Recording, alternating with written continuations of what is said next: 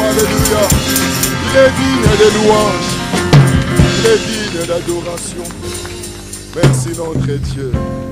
Merci Jésus. Amen. Nous pouvons nous asseoir. Merci beaucoup. Vous savez, merci équipe de louange. Merci pour votre prestation. Même si les autres ne sont pas là, toi, sois là. Alléluia. Si les autres ne sont pas là, c'est leur problème. Ils vont regretter. Alléluia. Ils vont regretter. Il y a des gens qui ne sont pas là pour des raisons diaboliques. Alléluia. Il y a des gens qui devraient être là, mais ils ne sont pas là. Le diable leur a donné des raisons pour les détruire. Nous devons prier beaucoup pour la louange ces temps-ci. Alléluia. Nous devons intercéder pour l'équipe de louange. Je sens des semences diaboliques dans le cœur de certains ici. Alléluia. Je sens les semences du diable. Nous devons prier beaucoup. Nous voulons partager la parole de Dieu dans le livre d'Éphésiens.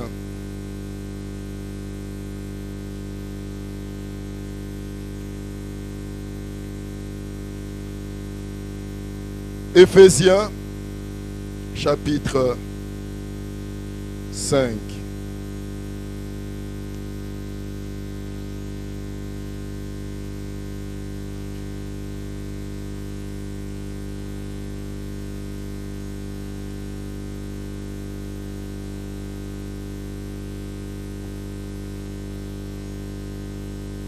Éphésiens chapitre 5, nous voulons lire à partir du verset 15. Donc du verset 15 jusqu'au verset 18. La Bible déclare: prenez donc garde afin de vous conduire avec circonspection, non comme des insensés, mais comme des sages. Rachetez le temps, car les jours sont mauvais. C'est pourquoi ne soyez pas inconsidérés, mais comprenez quelle est la volonté du Seigneur. Ne vous enivrez pas de vin, c'est de la débauche. Je vais relire ce passage dans la version français courant pour une meilleure compréhension. La Bible dit ceci dans Éphésiens chapitre 5, le verset 15. Il est écrit: ainsi, prenez bien garde à votre manière de vivre. Ne vous conduisez pas comme des ignorants, mais comme des sages. Faites un bon usage de toute occasion qui se présente à vous, car les jours que nous vivons sont mauvais. Ne soyez pas déraisonnables, mais efforcez-vous de comprendre ce que le Seigneur attend de vous. Le verset 16, comme dans Darby ou Martin, il y a des versions qui disent: faites un bon usage des opportunités, des occasions que Dieu vous a données. Faites un bon usage. Ou encore, profitez, tirez profit des occasions, des opportunités que Dieu vous a données. C'est ça, racheter le temps. Et j'intitule mon exhortation: racheter le temps. Dis à quelqu'un à côté de toi: rachète le temps. Dis-lui: car les jours sont mauvais. rachète le temps, car les jours sont mauvais. En grec, le mot racheter, c'est le mot ek agorimayo, ek agorazo. Ek agorazo, et on sait très bien que le mot église, c'est le mot ecclésia. Ecclésia vient du grec ek kaleo. Ek veut dire tirer de, tirer hors de. Et ecclésia, c'est le mot kaleo, qui veut dire appeler. Kaleo, c'est le verbe appeler. Donc l'église, ou le mot ecclésia, c'est le mot appeler hors du monde, ou tirer du monde. Et maintenant, quand l'apôtre Paul dit racheter le temps, si nous voulons simplifier les choses,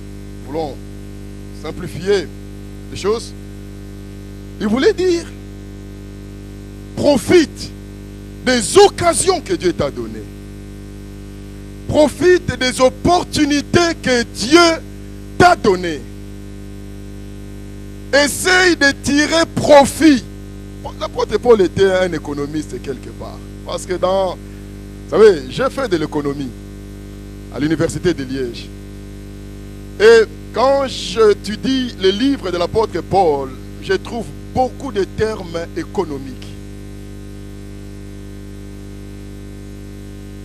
Il dit que, en fait, Dieu vous a donné des opportunités.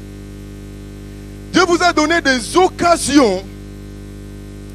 Et que si vous exploitez ces occasions-là, si vous utilisez ces occasions-là fidèlement, vous allez générer des profits. Vous allez générer des dividendes. Vous allez générer des bénédictions. Les profits là, ce sont des bénédictions que Dieu a préparées pour toi. Dieu a préparé pour toi l'amour. Vous savez qu'il y a des mamans qui souffrent dans leur foyer parce que quelque part, le mari ne donne plus l'amour qu'il donnait auparavant. Quand ils se sont connus. Au début du mariage, c'était tout feu, tout flamme. Tout allait très bien. L'amour était là. Mais au fil du temps, le diable vient détruire l'amour. Alléluia. Le diable détruit l'amour. Et on a besoin de l'amour. Mais j'aimerais te dire que l'amour est déjà là. Alléluia.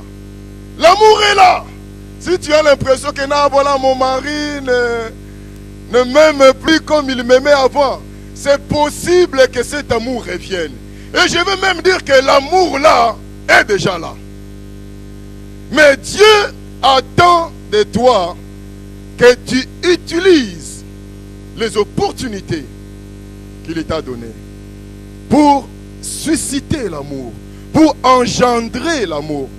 Vous savez que tous ces dont nous avons besoin, frères et sœurs, Dieu nous les a déjà donnés. Dieu nous a tout donné. On n'a même pas besoin de chercher l'argent. On n'a pas besoin de chercher le mariage, la guérison. Tu as besoin de chercher Jésus. Alléluia. Et tu as aussi besoin de chercher les opportunités ou bien d'appliquer les opportunités, les occasions que Dieu t'a données. J'appelle ces occasions-là la sémence.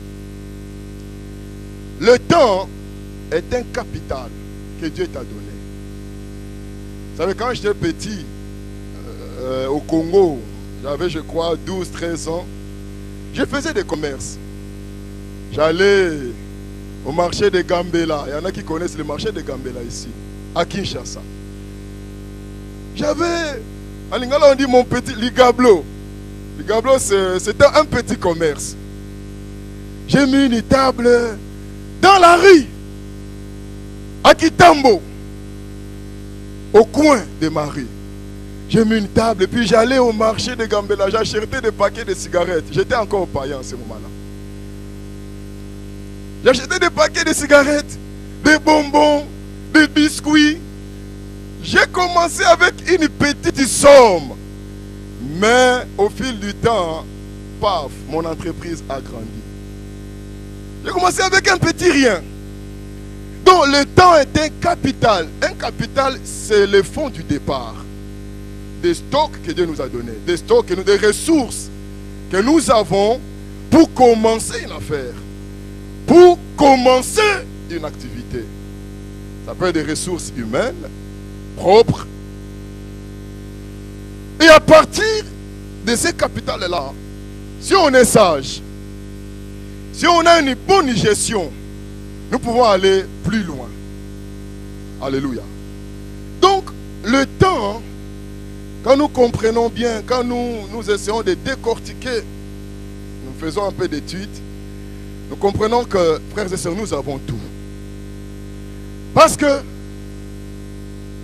le royaume de Dieu, dans Marc chapitre 4, commence toujours par un capital, qu'on appelle sémence. Alléluia. Lisons Marc chapitre 4.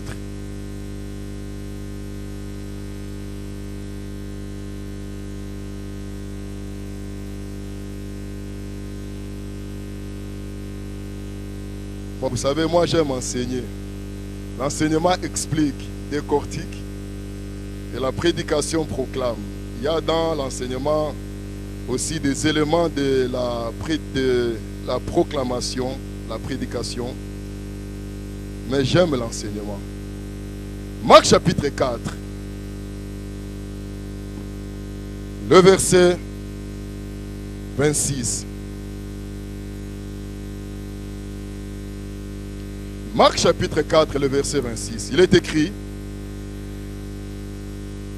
il dit encore, il est du royaume de Dieu comme quand un homme jette de la sémence en terre. Qu'il y dorme ou qu'il y veille, nuit et jour, la sémence y germe et croît, sans qu'il sache comment. La terre produit d'elle-même d'abord l'herbe, puis l'épi, puis les grains, tout formé dans l'épi. Et dès que le fruit est mûr, on y met la faucille, car la moisson est là. Verset 30. Il dit encore, à quoi comparerons-nous le royaume de Dieu ou par quelle parabole le représenterons-nous? Il est semblable à un grain de sénévé qui, lorsqu'on le sème en terre, est la plus petite de toutes les semences qui sont sur la terre. Mais lorsqu'il a été sémé, il monte, devient plus grand que tous les légumes et pousse des grandes branches en sorte que les oiseaux du ciel peuvent habiter sous son ombre. Alléluia. Vous savez que les oiseaux ici représentent aussi les gens qui nous méprisent quand tu commences une affaire. Ou bien quand tu commences un ministère. Alléluia. Vous savez, l'oiseau est cet animal-là qui mange les grains, les semences. Tu peux mettre tes semences quelque part. Les oiseaux peuvent venir. Ils les mangent. Alléluia. Il y a des gens qui veulent te manger. Il y a quelqu'un autour de toi. Il y a des gens qui veulent te manger. Des gens qui parlent mal contre toi. C'est de la sorcellerie. Vous savez, on est habitué à la sorcellerie, je dirais, active. Vous savez qu'il y a deux sortes de sorcellerie. Il y a la sorcellerie active et passive. La sorcellerie active, c'est vraiment des gens qui ont signé un pacte avec le diable. Ces gens-là sont capables de sortir de leur corps, de s'extirper. Satan leur a donné le pouvoir de sortir de leur corps, de prendre leur esprit et faire des voyages astraux. Ils peuvent aller chez les gens, envoûter les gens, maudire les gens, jeter des sorts. Le but des sorciers, c'est de détruire. C'est d'empêcher. C'est de voler ce que Dieu t'a donné. Là, c'est de la sorcellerie active. Mais il y a des gens qui sont sorciers de façon passive. Dans nos églises, il y en a plein. Alléluia. Vous savez que la jalousie est une forme de sorcellerie. Quand quelqu'un n'est pas content de ce que Dieu a donné à son frère, c'est de la sorcellerie. Ou bien Dieu t'a dit, voilà, aujourd'hui c'est Blaise qui va présider. Blaise Kabouma, qui préside? Et puis il y en a qui disent, oh, pourquoi seulement on lui donne le micro? C'est de la sorcellerie. Et dans la sorcellerie, dans la jalousie, il y a l'esprit de meurtre. Regardez Caïn. Pourquoi est-ce que Caïn a tué son frère Abel? Pourquoi? À cause de la jalousie. Donc les gens qui sont jaloux de toi véhiculent la mort. Véhiculent les démons des morts. Si tu ne pries pas, ça va t'atteindre. Si tu négliges la prière de combat, ça va t'atteindre. Que tu le veuilles ou pas. Parce que le diable a besoin de pensées et de paroles. Quelqu'un peut être là, il ne dit rien contre toi. Mais dès que la personne a de mauvaises pensées, parce que la pensée est définie comme étant une parole non verbale. La pensée est une parole silencieuse. Quand quelqu'un a de mauvaises pensées contre toi, dis-toi que c'est de la sorcellerie. Et si tu croises les bras, ça va t'atteindre. La Bible a dit quoi? Toute arme forgée contre toi sera sans effet. Et toute langue qui se lèvera, tu feras quoi? Tu la condamneras. La langue là c'est quoi? C'est la parole. C'est la parole dite et la parole pensée. Méditée. Alléluia. La sorcellerie. Frères et sœurs, Dieu commence toujours par la sémence. Et il y a des gens qui vont toujours mépriser les faibles commencements. Alléluia. Voyez, quand je suis arrivé là, j'entendais Blaise dire réjouis-toi parce que le mépris est vaincu. Blaise, tu peux te mettre debout s'il vous plaît, s'il te plaît. Tu peux venir ici. Oh, j'aime beaucoup Blaise. Oui, c'est mon fils quelque part. J'étais responsable des jeunes pendant des années. Vous savez, même si j'ai des cheveux blancs, mon cœur est jeune. Alléluia. J'ai des cheveux gris. Mais je sens dans mon cœur toujours cet élan vers les jeunes. Vous savez que je me souviens de toi. Pendant qu'on priait là, tu présidais, le Seigneur m'a montré une image. Le Seigneur m'a transporté dans une retraite. Et le Seigneur m'a montré un film. Comment j'étais en train de te dire lors de la retraite que Dieu va t'utiliser. Je ne sais pas si tu te souviens. Alléluia. Et puis quand je suis entré ici, j'ai écouté attentivement les paroles qui sortaient de sa bouche. Et il y a des paroles prophétiques. Alléluia. Vous savez, on est tellement habitué aux prophéties, je vous dirais, dramatiques. Aux prophéties où les gens disent « Ainsi parle l'Éternel ». Et là, tu vois les gens trembler. On n'est pas attentif à la manière dont Dieu nous parle. C'est pour cela que même Job dit dans Job chapitre 33, Job dit que Dieu parle d'une manière tantôt d'une autre. Et il confirme. Mais les hommes ne sont pas attentifs. Alléluia. Et je comprends pourquoi le diable arrive maintenant à donner à plusieurs, même des chrétiens, de fausses prophéties. Des fausses révélations. Parce qu'ils ne discernent pas comment Dieu parle. Vous savez qu'en fait, on n'a pas besoin de prophétie. Parce que la prophétie ne fait que confirmer ce que Dieu a mis déjà en toi. On n'a pas besoin de prophétie. Tu n'as pas besoin, ne cherche pas les prophéties.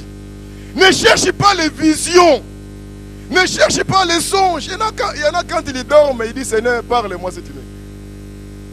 Le diable va te parler. Alléluia. Parce que Dieu t'a déjà parlé. Tu as besoin que Dieu confirme. Alléluia. Tu n'as pas besoin. Blaise, en tout cas, est-ce qu'on peut prier pour Blaise? Le Seigneur m'a dit une chose, que il y a aussi des mauvaises influences qui te menacent. Alléluia.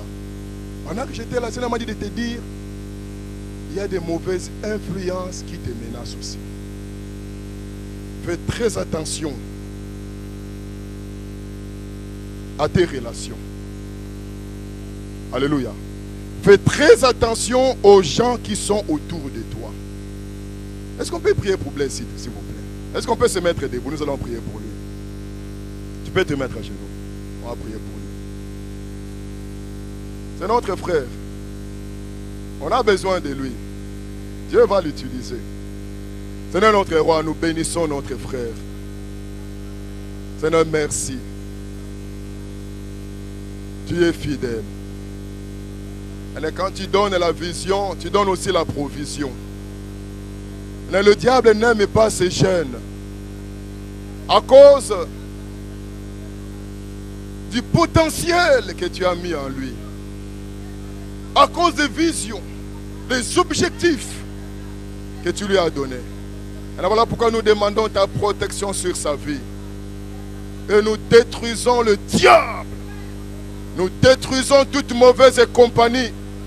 Car la Bible déclare, les mauvaises compagnies corrompent les bonnes mœurs. Et celui qui fréquente les sages devient sage. Donne-lui à fréquenter de bonnes personnes. Des personnes qui vont l'aider. Qui vont lui donner des conseils qui viennent de toi. Pas des gens qui vont profiter de lui. Lui donner des mauvais conseils. Et garde-les. Garde-les, Seigneur. Garde-les, Père. Nous lions le diable. Nous lions les démons. Au nom de Jésus-Christ. Au nom de Jésus. Lâchez sa vie maintenant. Lâchez sa vie. Au nom de Jésus.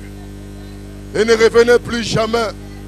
Et merci de démasquer toute personne mal intentionnée que le diable a mise à notre roi aux côtés de lui. Et de démasquer toute personne mal intentionnée, les agents humains que le diable utilise pour détruire l'œuvre que tu lui as donnée, le potentiel que tu lui as donné. Au nom de Jésus. Donne-lui le discernement. Seigneur, merci. Donne-lui le discernement, Seigneur. Tu as discerné derrière les paroles de l'apôtre Pierre qui te disait, ne va pas à la croix. Tu as discerné le diable derrière lui. Seigneur, donne-lui à discerner, à démasquer les agents du diable. Au nom de Jésus. Merci notre Dieu. Amen. Amen. Que notre Dieu soit béni.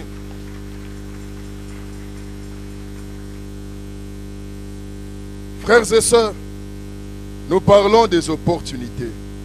Et nous avons dit que les opportunités que Dieu nous donne, dans le jargon théologique, on les appelle sémences. Dieu ne commencera jamais avec de grandes choses avec toi. Dieu va toujours te donner les semences. Ce qu'on appelle les faibles commencements. Alléluia. Tout commence par une semence. Si tu es là, c'est parce que quelque part, il y a un homme qui a libéré la semence. N'est-ce pas vrai? Si tu as des bras, une tête, si tu es là, c'est parce que quelque part, un homme a libéré la semence. Biologiquement parlant. Donc, tout commence par la semence. Tout commence par le capital que Dieu t'a donné. Et le temps est un capital. Mais malheureusement, nous le gérons mal. Avant de citer quelques opportunités, quelques occasions que Dieu m'a révélées, Je voudrais d'abord donner 3 points. Le premier point, tu dois réaliser que Dieu est le maître du temps que tu as. Que le temps ne t'appartient pas. Alléluia. Et Daniel, il dit, dans Daniel chapitre 2, il dit, Dieu est le maître du temps et de l'histoire. Dieu est le maître du temps et des circonstances. Que le temps ne t'appartient pas. Comme le temps ne t'appartient pas, en d'autres termes, toi tu n'es qu'un gérant. Il y a quelqu'un de toi, tu es un gérant. Lisons 1 Corinthiens chapitre 4.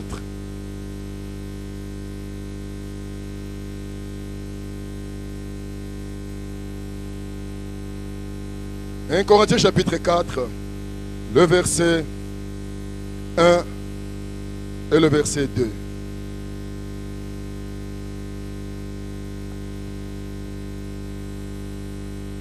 1 Corinthiens chapitre 4, le verset 1 et le verset 2. Il est écrit, je lis dans la version français courant, il est écrit, vous devez donc nous considérer, non, je lis d'abord la version Louis II, la version originale. Dans 1 Corinthiens chapitre 4,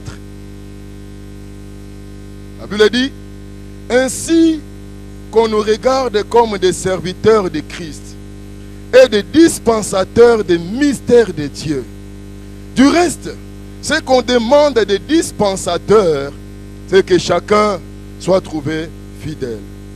Et la version français courant dit, vous devez donc nous considérer comme des serviteurs du Christ, chargés de gérer les vérités secrètes de Dieu. Tout ce que l'on demande à un gérant, c'est d'être fidèle. Il y a quelqu'un autour de toi, Dieu te demande la fidélité. La fidélité. Alléluia. Vous savez, le livre des Proverbes, chapitre 20, nous dit, un homme fidèle, qui le trouvera-t-il? Alléluia. Lisons Proverbes, chapitre 20. C'est comme pour nous dire que les hommes fidèles sont des perles rares. Proverbes, chapitre 20.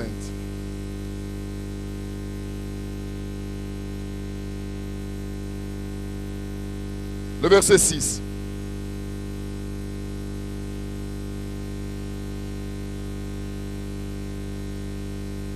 Proverbe chapitre 20, le verset 6, il est écrit, beaucoup de gens proclament leur fidélité, mais un homme fidèle, qui le trouvera?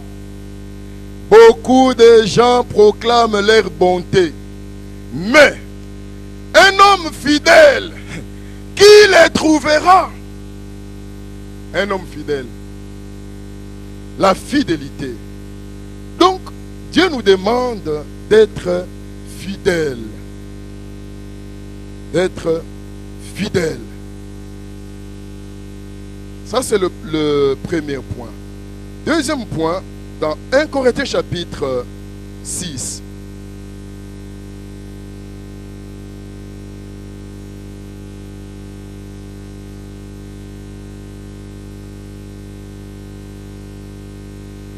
« 1 Corinthiens chapitre 6, le verset 19.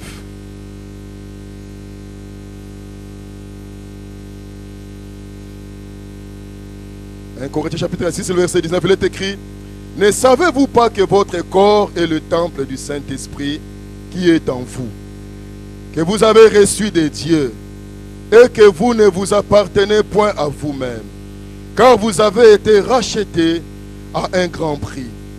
Glorifiez donc Dieu dans votre corps et dans votre esprit qui appartiennent à Dieu. » Alléluia. Deuxième point, c'est que le temps que Dieu t'a donné doit glorifier Dieu. Ça, c'est le deuxième point. Le temps, c'est-à-dire ton temps, non pas ton temps, mais le temps de Dieu, parce que toi, tu es un gérant. Le temps que Dieu t'a donné doit glorifier Dieu. En d'autres termes, les choses devant lesquels tu passes le temps doit glorifier Dieu. Si tu regardes les films pornographiques, est-ce que ça glorifie Dieu? Ça glorifie qui? C'est le diable. Vous savez que dans le monde, il n'y a que deux entités. Il y a le bien et le mal. Si ce que tu fais ne glorifie pas Dieu, que tu le veuilles ou pas, cela glorifie le diable. Que tu le veuilles ou pas. Je vous pose la question. Les calomnies glorifient qui? Alléluia. Les calomnies glorifient qui? Satan le diable. Donc si tu passes ton temps à calomnier tes frères et sœurs, tu es en train de glorifier qui? Satan le diable. Alléluia. L'apôtre Paul a dit ceci. Je donne ma définition. Que le temps est une période ou bien des moments alloués à une activité. La calomnie est une activité. À côté de toute activité, il y a un salaire. Alléluia. À côté de toute activité, il y a un salaire. Voilà pourquoi la Bible dit dans Galates chapitre 6, il est écrit, ne vous y trompez pas. On ne se moque pas de Dieu. Ce qu'un homme aura semé, il le moissonnera. La semence est une activité.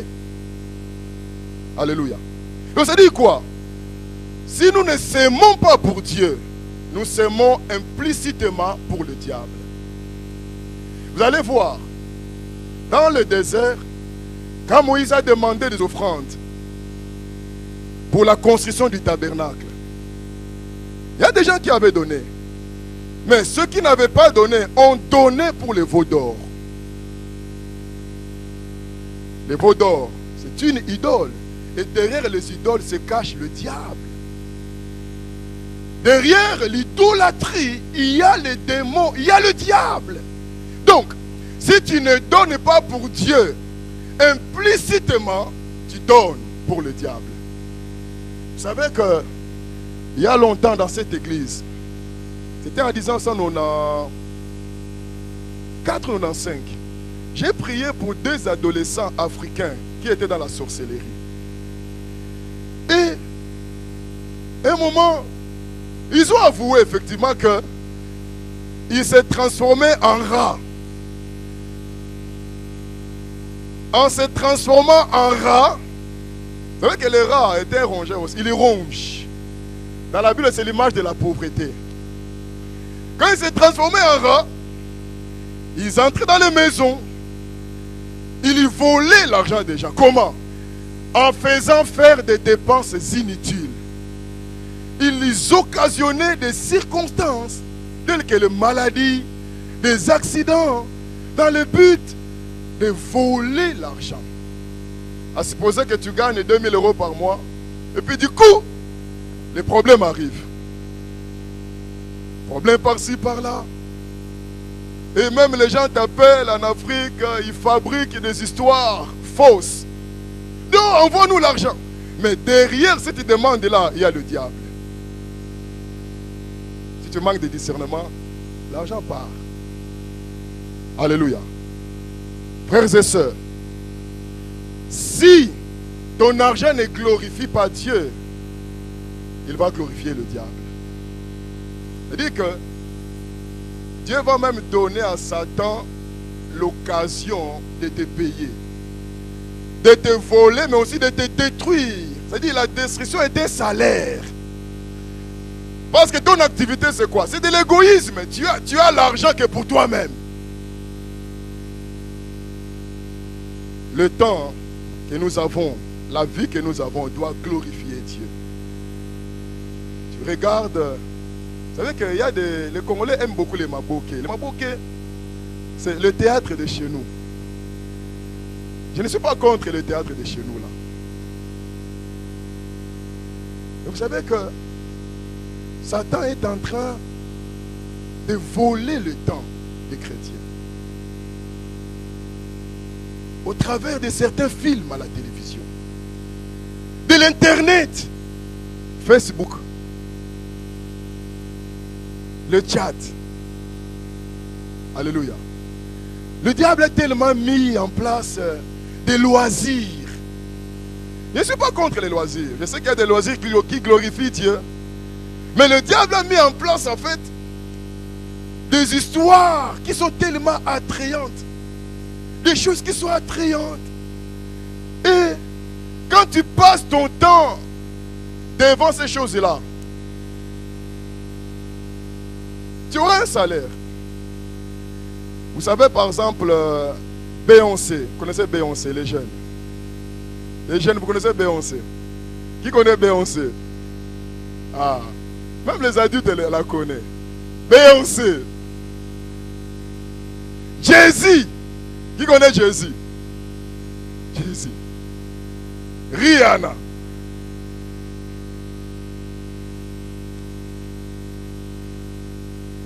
Vous savez, nous devenons ce que nous regardons. Alléluia. Nous devenons ce que nous regardons. Vous savez qu'il y a des musiques qui sont inspirées par le diable. Ce qui compte, ce n'est pas ce que tu entends, mais c'est plutôt l'esprit qui est derrière ce que tu entends. Voilà pourquoi Jésus dit, la lettre tue, mais c'est l'esprit qui... Ce n'est pas d'abord ce que tu écoutes.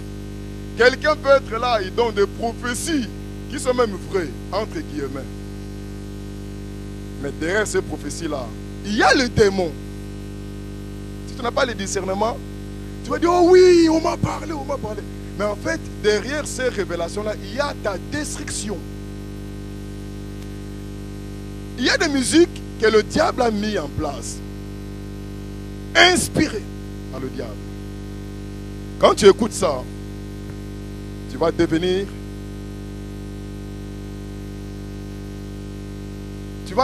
en fait selon l'esprit qui est derrière.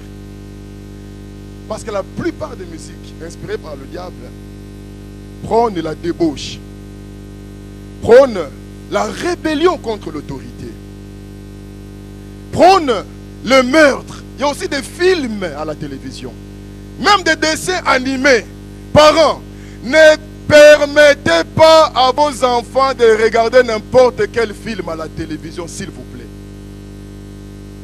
Quand vous voyez des films sanguins, où on tue tout le temps les gens, n'acceptez pas que vos enfants regardent ces films-là. Sinon, ils vont banaliser la vie. Ils ne vont pas respecter la vie. Un jour, ils risquent même de commencer à tuer les gens comme ça. Pourquoi? Parce que en regardant ces films-là, le diable a injecté dans leur vie l'esprit de mort, de meurtre. Vous savez que à Dendermonde, il y a un jeune un jour, ce jeune-là, c'est à Dendermonde, à Termonde je crois. Ce jeune-là a pris un couteau, il est entré dans une crèche. Il a tué les bébés qui étaient là à la crèche. Il a tué même les dames qui étaient là, les puéricultrices, qui étaient là. Comment puéri? Ah, le français est compliqué. Puéricultrices, voilà. Il les a tués.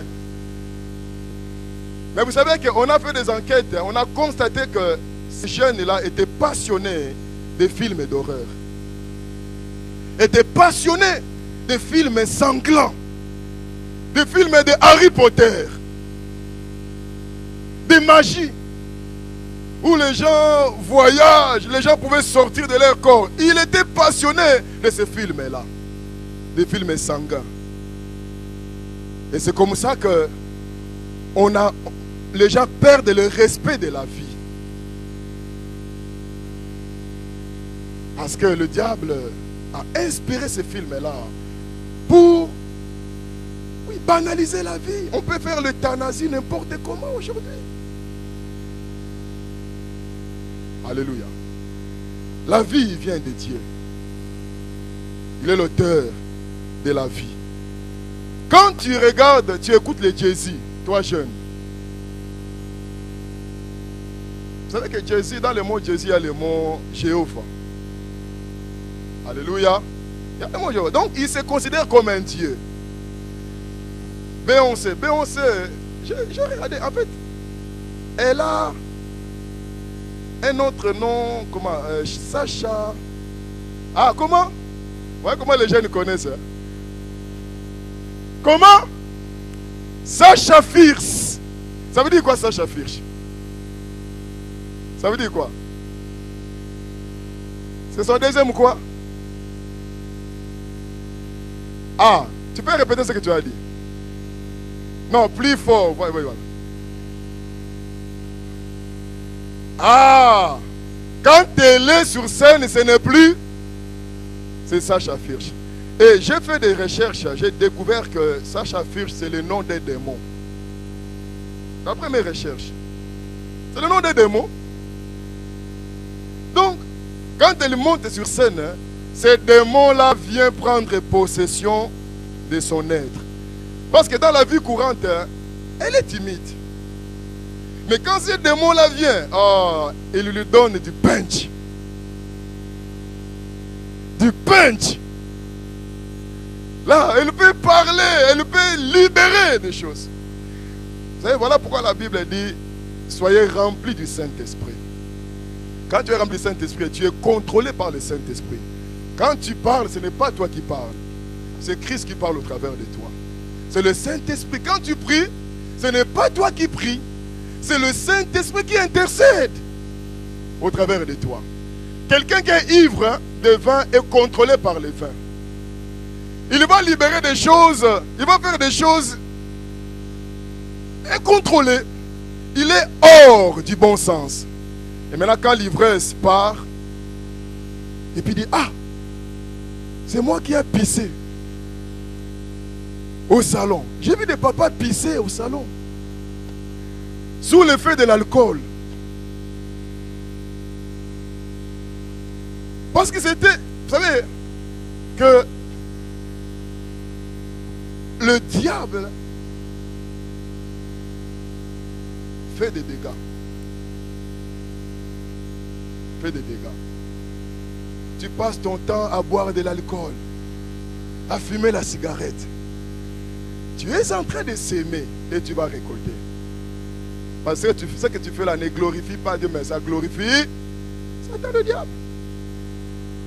Glorifiez donc Dieu dans votre corps. Nous devons, troisième point, dans notre temps, dans la gestion du temps, faire la volonté de Dieu. Il est écrit, car vous avez été rachetés à un grand prix. Quand on dit racheter, ça veut dire que vous étiez esclaves. Avant, vous étiez vendus au diable. Maintenant, on vous a racheté. Avant, vous faisiez la volonté de votre maître. Alléluia. Alléluia. Vous savez, le diable n'a pas besoin de venir chez toi pour te dire, maintenant, commence à faire ma volonté. Il n'a pas besoin. Tu ne verras jamais le diable venir chez toi pour dire, hé, Rachel, maintenant fais ma volonté. Jamais. Mais à partir du moment où tu fais le mal, tu fais sa volonté, tu te livres à lui. Tu deviens son esclave. Que tu le veuilles ou pas. Tu feras ses activités et il te payera tôt ou tard. Un esclave, celui qui est racheté, ne vit plus pour lui-même, mais il vit pour son maître. Ça veut dire que la volonté de celui qui est racheté est soumise à son maître. Donc maintenant, si tu prends le temps que Dieu t'a donné à faire qu'à ta tête, tu regretteras. Tu regretteras. Il y a nous avons la prière ici mardi. C'est la volonté de Dieu le mardi là. Et il est 18h. Tu sais qu'à 18h on a l'intercession. Tu restes à la maison. Comme c'est le solde, tu vas à Saint-Lambert. T'es promené. Regardez les vitrines. Tu fais ta propre volonté. Est-ce que vous croyez que c'est le pasteur Jean qui a décidé que nous ayons la prière le mardi ici à l'église? Vous croyez? Qui a décidé? C'est le Seigneur. Alléluia. C'est le Seigneur. Qui a décidé qu'il y ait des réunions de mamans à l'église? C'est qui? C'est maman Marie-Jeanne. C'est maman Marie-Jeanne. Hein? Qui a décidé? C'est le Seigneur. Ça veut dire quoi? Les réunions là, ce sont des opportunités que Dieu t'a données. Et que si tu es fidèle, tu respectes ces rendez-vous-là, tu vas voir ce que Dieu va faire. Dieu va te bénir, c'est-à-dire que tu vas générer des bénédictions. Parce que la Bible dit, c'est que Dieu demande aux gérants qu'il soit fidèle. Fidèle au rendez-vous avec Dieu. Le diable va tout le temps te donner des arguments pour que tu ne viennes pas à l'église.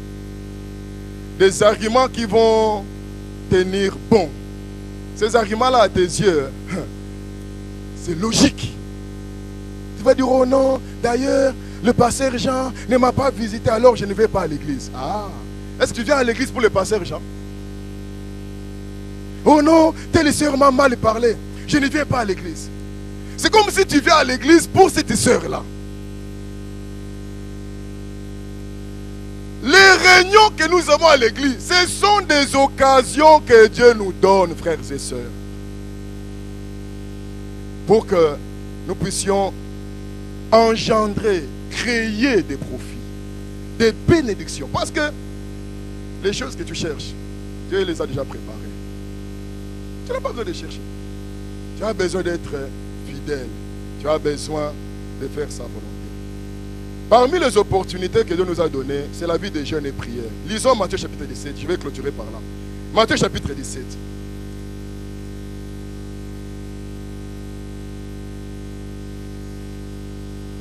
Matthieu chapitre 17, le verset 18. Vous savez, il y a plusieurs occasions, plusieurs opportunités.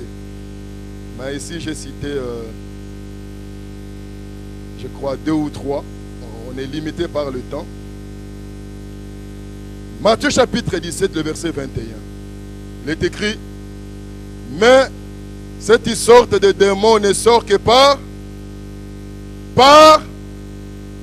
Donc, la prière, la vie des prières et les jeûnes, ce sont des opportunités que Dieu t'a données. Alléluia. Tu veux chasser les démons. Mais quand il faut jeûner, tu ne jeûnes pas. Tu ne fais que manger les hamburgers, les frites, les fricandelles. Il y a des gens dont le diable a lié l'estomac. Incapables de jeûner. Incapables. Quand il commence le jeûne à minuit, Satan leur dit, tu vas mourir. Déjà à minuit là, le diable dit, hey, toi, tu jeûnes. Tu vois comment ton estomac pleure. Ton ventre, comment on dit, gragouille, grassouille. Alléluia. Et le ventre commence à pleurer. Et la personne dit, ah, je dois manger. Arrête ton jeûne. Le diable lui dit, arrête ton jeûne. Alors que la personne devait arrêter son jeûne à 18h. Et à midi, l'estomac commence à pleurer. À grasouiller, disait gragouiller. Et grou. Et là, maintenant je vais aller manger. À midi, incapable de jeûner. Frères et sœurs, les jeûnes et prières, ce sont des opportunités que Dieu t'a données pour engendrer des bénédictions. Il y a des démons qui ne partiront jamais si tu ne cultives pas la vie des jeûnes et prières. Il faut que tu apprennes à jeûner au moins une fois par semaine. Tu peux faire de 18h à 6h. Des jeûnes partiels. Il y a des jeûnes liquides. Où tu dis non, en tout cas, je vais faire 3 jours, je ne mange pas. Tu ne vas pas mourir. Tu ne vas pas mourir. Tu dis non, Seigneur, en tout cas, je vais faire 3 jours à sec. Tu ne mourras pas. Dieu va te soutenir. Ou bien tu dis non, je vais jeûner de minuit à 6h. Je vais jeûner de minuit et je vais clôturer ici à l'église. Après l'intercession. Amen. Je vais citer une dernière opportunité dans 1 Thessaloniciens chapitre 5. 1 Thessaloniciens chapitre 5.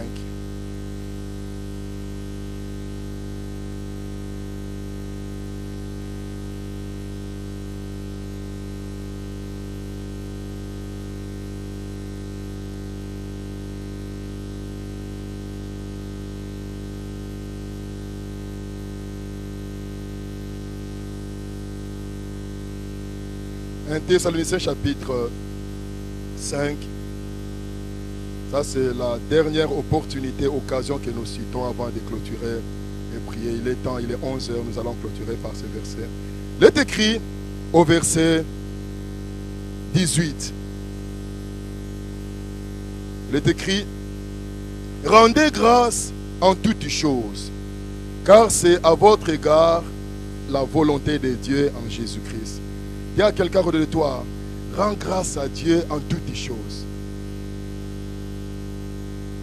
Rends grâce pour le divorce. Rends grâce pour les séparations. Rends grâce pour, les personnes chères que tu as perdues. Si tu es tout le temps dans les soucis, c'est que quelque part, tu négliges cette opportunité-là. Les soucis peuvent venir.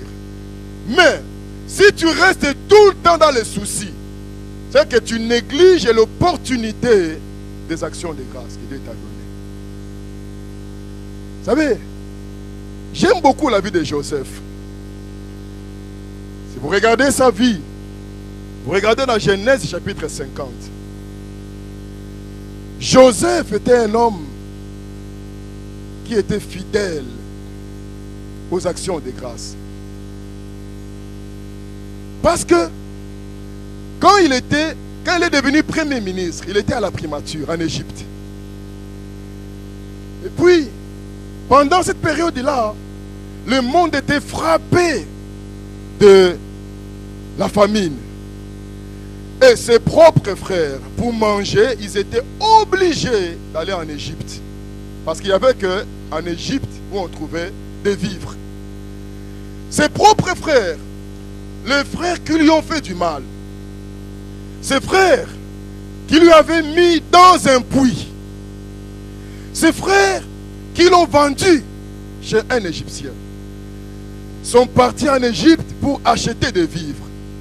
Et ils débarquent là-bas, ils y voient qui? Ils y voient Joseph à la tête du pays, à la tête du gouvernement plutôt, comme premier ministre.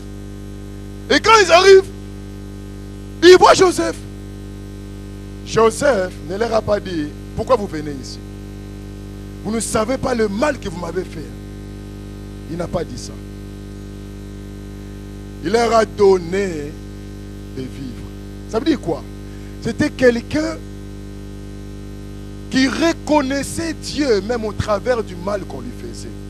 Ça veut dire que il était théocentrique. Il centrait tout sur Dieu. Il a dit: Seigneur, il a dit à ses frères, en fait, ce n'est pas vous qui m'avez amené ici en Égypte. Alors que, humainement parlant, c'était ses frères qui l'avaient vendu en Égypte. Alléluia. Humainement parlant, ses frères l'avaient vraiment blessé. Logiquement, il était trahi par ses frères. Mais Dieu a utilisé cette trahison-là pour lui donner sa bénédiction. Donc, il a vu Dieu derrière le mal de ses frères. Si tu vois tout le temps les gens derrière le mal, tu n'iras jamais loin. Alléluia. Personne ne peut te toucher. Si on t'a touché, c'est que c'est Dieu qui a permis cela pour ton bien. Donc, tu dois changer ta façon de voir tes problèmes. Tu dois changer ta façon de voir tes ennemis. Cela va t'amener à bénir tes ennemis, à prier pour eux. L'esprit d'action de grâce nous amène toujours à dire même merci pour mes ennemis. Imagine-toi un peu Jésus sans Judas Iscariote. Est-ce que Jésus serait Jésus? Jamais. Ce n'est pas Jésus. Si Jésus est Jésus quelque part, c'est parce qu'en fait, il y a Judas Iscariote. Si nous sommes sauvés, si Jésus est entré dans la gloire, c'est parce qu'il y a Judas Iscariote. Jésus a dit: pardonne-leur ce qu'ils font. Si tu ne pardonnes pas tes ennemis, tu ne rends pas grâce à Dieu. Si tu es là tout le temps en train de dire: oh non, le mal qu'il a fait, qu'il m'a fait. Oh moi, j'avais donné ma vie à ce garçon. J'avais espéré que c'est lui qui allait me marier. Il m'a trompé. Si tu es de dire ça tout le temps, tu n'iras jamais loin. Alléluia. Il faut un moment, tu dis, Seigneur, je te dis merci quand même pour cette trahison-là. Merci pour le mal que j'ai connu. Seigneur, je te dis merci, je te rends grâce. Amen. Nous allons nous mettre debout, nous allons prier pour clôturer. Mettons-nous debout, s'il vous plaît. Nous allons prier pour clôturer. Saisis bien ces opportunités. C'est la clé que Dieu t'a donnée pour ouvrir les portes, pour engendrer tes bénédictions. Nous allons élever, nous allons prier le Seigneur notre Dieu. Prions, Seigneur notre Dieu, prions. Seigneur notre Dieu, merci pour ta fidélité. Ta parole est vivante. Elle est permanente. Elle nous donne la vie. Elle nous donne nos bénédictions. Ces bénédictions que tu as préparées pour nous avant même notre naissance. Comme tu avais dit à Jérémie, Jérémie, je t'avais consacré prophète des nations. Avant même ta conception. Avant même ta naissance. Seigneur, aide-nous, Papa, à respecter les semences que tu nous as données. À être fidèles aux opportunités que tu nous as données. À être fidèles dans nos dîmes et nos offrandes. À être fidèles au rendez-vous que nous avons avec toi. Seigneur, merci. Aide-nous à faire ta volonté. Aide-nous à glorifier ton nom. Que tout ce que nous faisons, tout ce que nous regardons, puisse te glorifier. Au nom de Jésus. Merci Seigneur. Amen. Amen.